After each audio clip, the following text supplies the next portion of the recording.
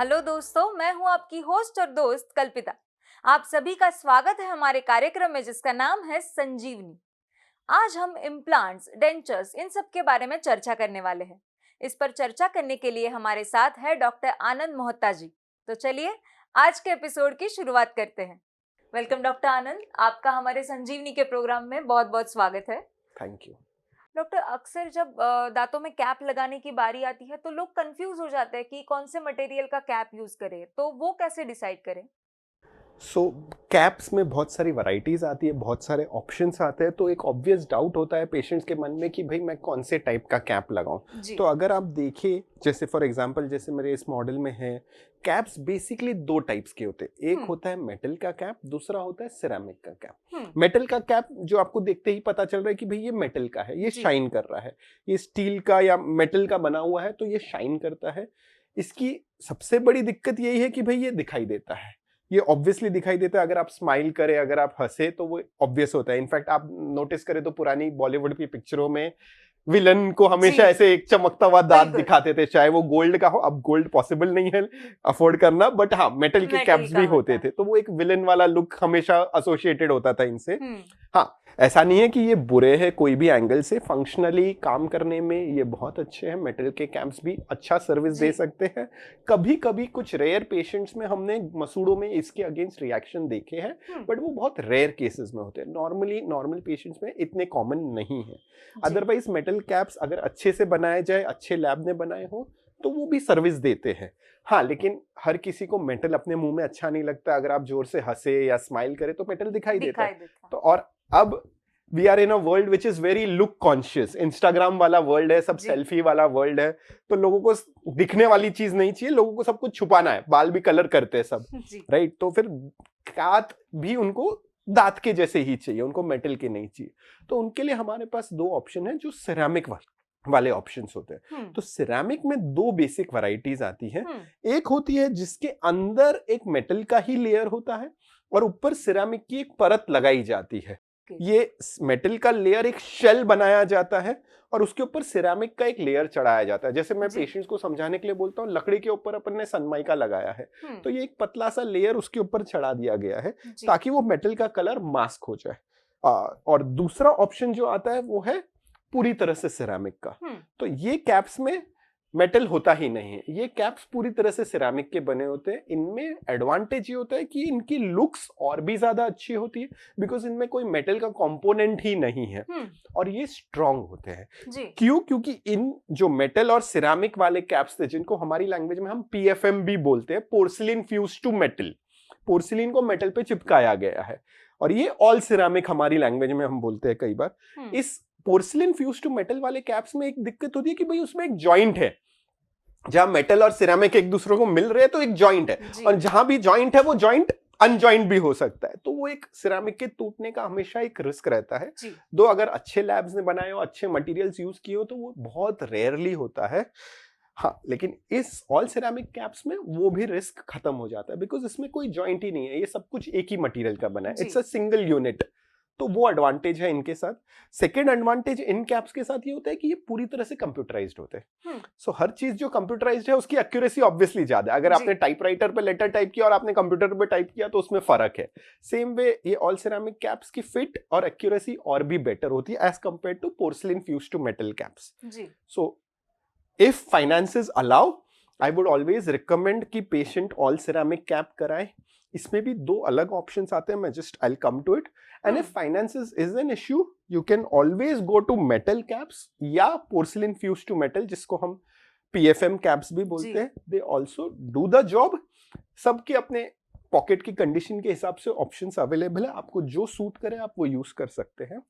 मैं जैसे बता रहा था, ऑल सिरेमिक में भी दो मेजर ऑप्शंस आते हैं। एक ऑप्शन होता है जिसको हम बोलते हैं जिरकोनिया कैप, और दूसरा ऑप्शन होता है जिसको हम बोलते हैं Emax cap. Zirconia cap typically पीछे के दांतों के लिए होता है, जो काफी हार्ड होता है।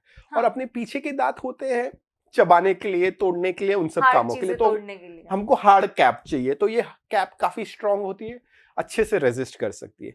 आगे के दांत थोड़े से शो के लिए होते हैं। जो ईमैक्स कैप होती है वो दिखने में बहुत ब्यूटीफुल होती है। स्ट्रॉन्ग वो भी होती है, हाँ जिरकोनिया जितनी स्ट्रॉन्ग शायद ना भी हो, बट वो दिखने में बहुत ब्यूटीफुल होती है। तो वो जो आप हॉलीवुड स्माइल और बॉलीवुड स्माइल देखते हैं एक्टर्स एक्ट्रेसेस की, कई बार वो ईमैक्स की वजह से होती है। सो वो भी ऑप्शंस होते हैं जिनको स्माइल डिजाइन करनी हो या कुछ, तो ईमैक्स वाले ऑप्शंस उनके लिए ज्यादा सूट करते हैं। जी डॉक्टर, कई हम जब कैप लगाते हैं तो एक या दो दांतों के लिए लगा सकते हैं, लेकिन जब दो से ज्यादा दांत नहीं हो या फिर निकालने पड़े तो उसके लिए क्या किया जाता है?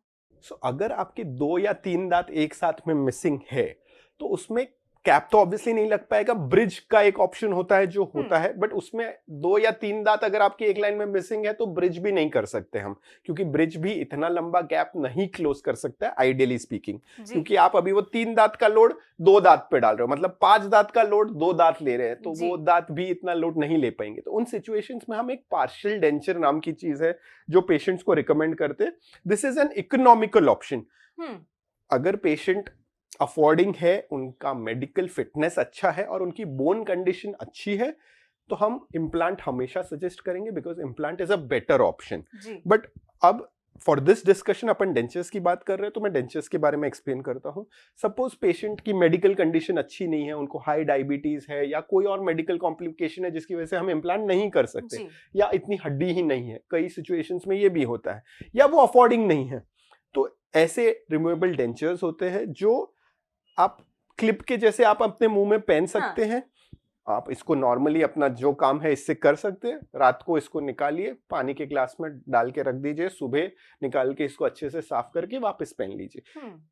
दे work as good as natural teeth, but हाँ क्योंकि ये बना है निकालने के लिए, तो अंडरस्टैंड कि इसमें एक थोड़ा सा मूवमेंट रहता है, क्योंकि ये आखिर में बना है निकालने के लिए, तो थोड़ा सा मूवमेंट रहेगा, थोड़ा डिस्कंफर्ट रहेगा, बिकॉज ये कवर भी बहुत सारी जगह को कर रहा है। आप अगर देख सकते हैं तो ये पूरे मसूड़ों को कवर करेगा, बिकॉज इसको सब जगह से सपोर्ट लेना है। ये दांतों से सपोर्ट कम ले रहा है, ये मसूड़ों से और हड्डी से सपोर्ट ले रहा है, तो इसका कवरेज थोड़ा ज्यादा होता है, तो थोड़ा पेशेंट को इनिशियली बोलने में और सब में दिक्कत होती है, but as patients get used to it, it becomes a part of the body. ये सबसे इकोनॉमिकल ऑप्शन हुआ। इसमें थोड़ा हायर एंड ऑप्शन आता है जो मेटल का बना होता है।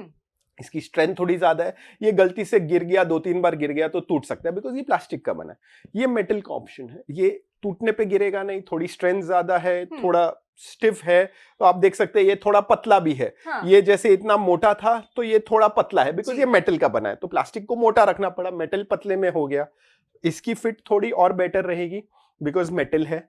सो अगर पेशेंट इज अफोर्डिंग इनफ, इसको हम कास्ट पार्शियल डेंचर बोलते हैं, जो मेटल से कास्ट करके बनता है। This is a very good option for patients जिन पे इम्प्लांट्स नहीं पॉसिबल है। हाँ, अगर मेडिकल कंडीशन अच्छी है, फाइनेंसेस अच्छे हैं, नथिंग बेटर देन इम्प्लांट्स।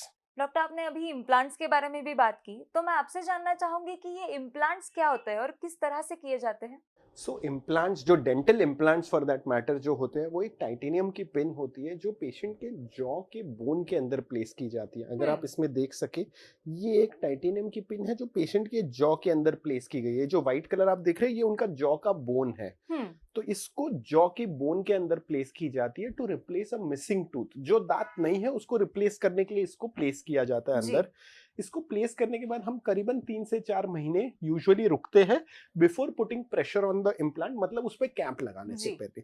क्यों? क्योंकि इम्प्लांट को अभी नया नया बोन के अंदर प्लेस किया गया, उसको बोन के साथ फ्यूज होना है, बोन को और बॉडी को उसको एक्सेप्ट करना है। जब वो दोनों एक यूनिट बन जाते हैं, फिर हम उसके ऊपर प्रेशर डालते हैं।